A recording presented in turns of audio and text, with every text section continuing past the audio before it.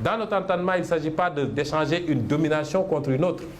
Il s'agit d'assumer une souveraineté totale, absolue, et de collaborer avec tout le monde dans un sens bien compris de gagnant-gagnant. La France sera un partenaire si elle le désire, mais pas dans les conditions actuelles. La Chine, les États-Unis, tout le monde. Je serais heureux de rencontrer M. Vladimir Poutine, parce que je suis un homme libre dans un pays libre. J'irai rencontrer M. Poutine si ça devenait possible. Comme je serais heureux de rencontrer M. Biden, de rencontrer le président Buhari, de rencontrer Ramaphosa et tout autre président de la République. Nous n'avons pas de complexe par rapport à ça. Mais c'est dire simplement que ce système, beaucoup de gens ont beaucoup parlé de la notion de système. On ne l'abandonnera jamais.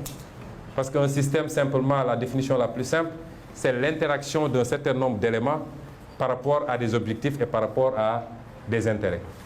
Et le système dont je parle ne s'est jamais senti autant menacé, n'a jamais senti la rupture aussi proche. Et parce que ailleurs en Afrique francophone, et je me permets de féliciter nos frères maliens, de leur dire qu'ils font notre fierté, de les encourager à rester dans ce siège, d'encourager le président Assimi Goïta, parce qu'il n'a pas perdu la face.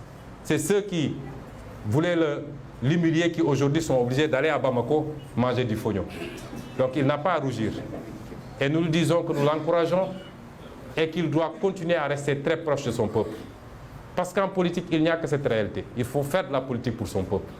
Qu'il ne se détourne jamais de cet objectif. Qu'il ne se laisse jamais embrigader dans des discours politiciens où on va lui dire que c'est toi qui es là, tu es le tout-puissant, qu'il reste collé aux intérêts de son peuple. Ils gagneront cette guerre contre la gangrène djihadiste par la grâce de Dieu et par les efforts des Maliens et par les efforts de tous les Africains. Si ce problème n'est pas réglé jusqu'en 2024, nous avons vu que Macky Sall a rapatrié les quelques éléments sénégalais qui étaient là-bas. Puisqu'ils n'étaient pas là-bas en tant que Sénégalais, ils étaient là-bas parce que la France lui avait demandé d'amener des troupes. Mais si ce problème n'est pas réglé jusqu'en 2024, si nous sommes élus président de la République, nous dépêcherons des troupes pour soutenir nos frères maliens et en finir avec cette gangrène.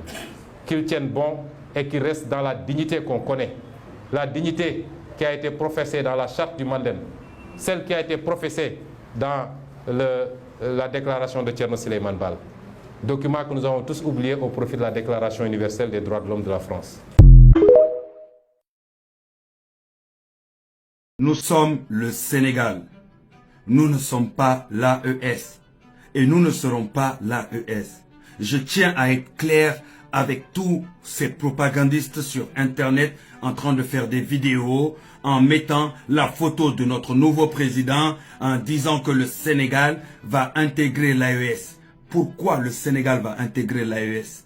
Le Sénégal est plus grand que l'AES, oui, si vous ne le savez pas. Nous, les Sénégalais, on estime que nous sommes plus grands que l'AES. L'AES a été créée il y a juste 1 an. Elle a été créée pour un but précis. Et ce but-là ne nous concerne pas, nous, Sénégalais.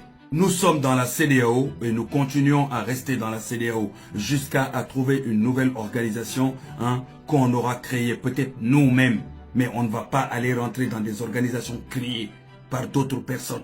Nous avons atteint un niveau où c'est les gens qui doivent venir s'allier à nous. C'est pas à nous d'aller nous allier aux autres. Il faut que les choses soient claires. Il y a l'AES et il y a le Sénégal. Le Sénégal, c'est le Sénégal. Nous sommes là que pour les intérêts du Sénégal. Nous vivons que pour l'intérêt du Sénégal. Donc, s'il vous plaît, arrêtez d'utiliser le nom de notre pays en faisant des vidéos là-dessus, en mentant ou en inventant aux gens comme quoi que le Sénégal va rentrer dans l'AES. Notre président, dans son programme, il n'a jamais mentionné la ES. Il n'a jamais mentionné de quitter la CEDEAO. Les problèmes de vos pays vous concernent. Les problèmes de nos pays nous concernent. Notre président a été élu démocratiquement. Ce n'est pas un militaire. Il n'a pas fait de coup d'État pour arriver au pouvoir. Il a été élu avec les urnes. C'est les Sénégalais qui l'ont élu. Il n'a rien à voir avec un État militaire. Donc, s'il vous plaît, avec tout le respect que je vous dois, concentrez-vous sur votre alliance, concentrez-vous sur votre pays et laissez notre pays en dehors de vos histoires de coalition. Parce que nous sommes déjà dans une coalition que nous respectons qui s'appelle la CEDEAO. Et si on doit le quitter, on verra avec le nouveau gouvernement qui est mis en place. Et si on le quitte, c'est pas pour aller dans l'AES. Jamais. Ça sera peut-être pour créer une nouvelle coalition que nous aurons créée avec nos propres intérêts et nos propres conditions.